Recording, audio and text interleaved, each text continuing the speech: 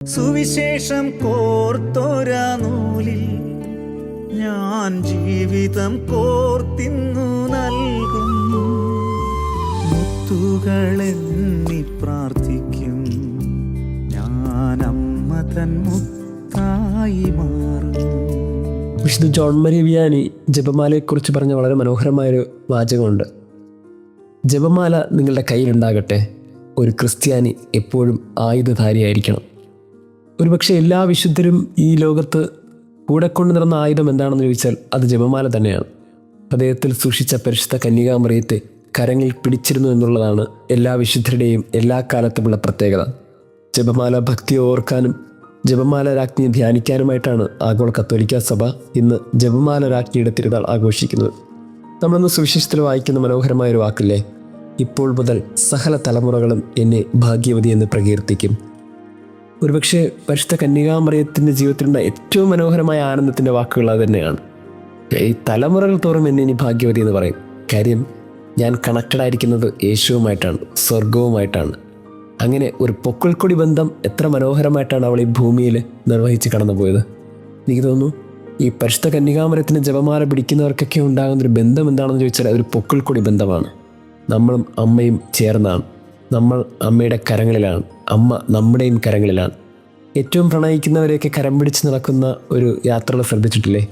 കൂടെ നീ ഉണ്ടെന്നറിയുമ്പോൾ ആ കരങ്ങൾ ചേർത്ത് പിടിക്കുമ്പോൾ കിട്ടുന്ന ഒരു സന്തോഷം വലുതാണ്.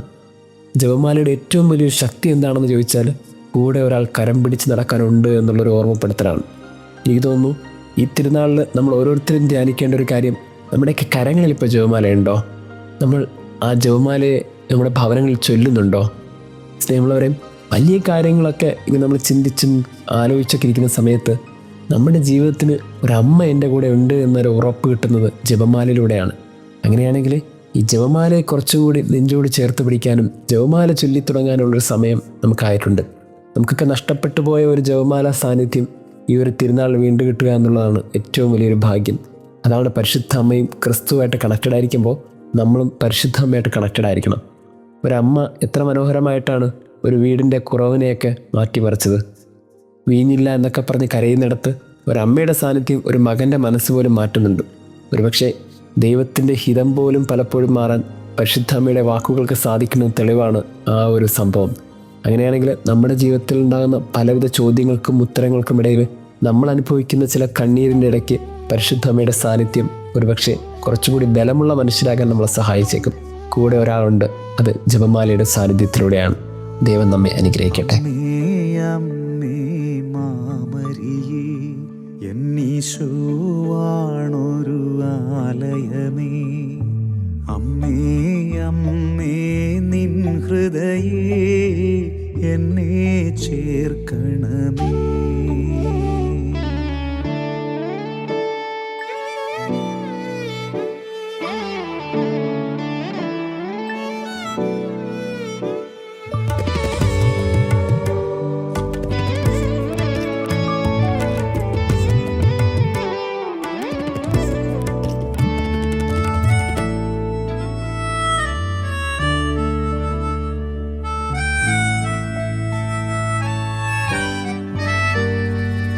ജപമാല കയ്യിലെടുക്കും ഞാൻ, അമ്മ തൻ കയ്യിൽ പിടിക്കും.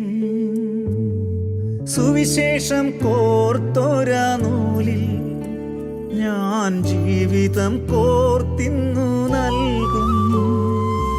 മുത്തുകളെന്നി പ്രാർത്ഥിക്കും ഞാൻ, അമ്മ തൻ മുത്തായി മാറും. കൃപകളെല്ലാം ഒഴുകിയെത്തും ആഴിയാണമ്മ.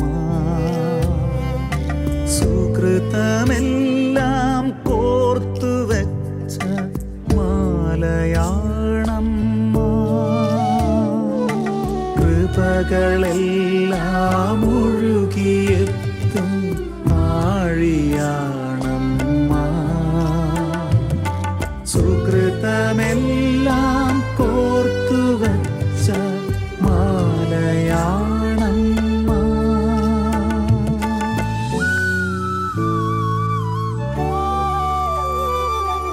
അമ്മേ അമ്മേ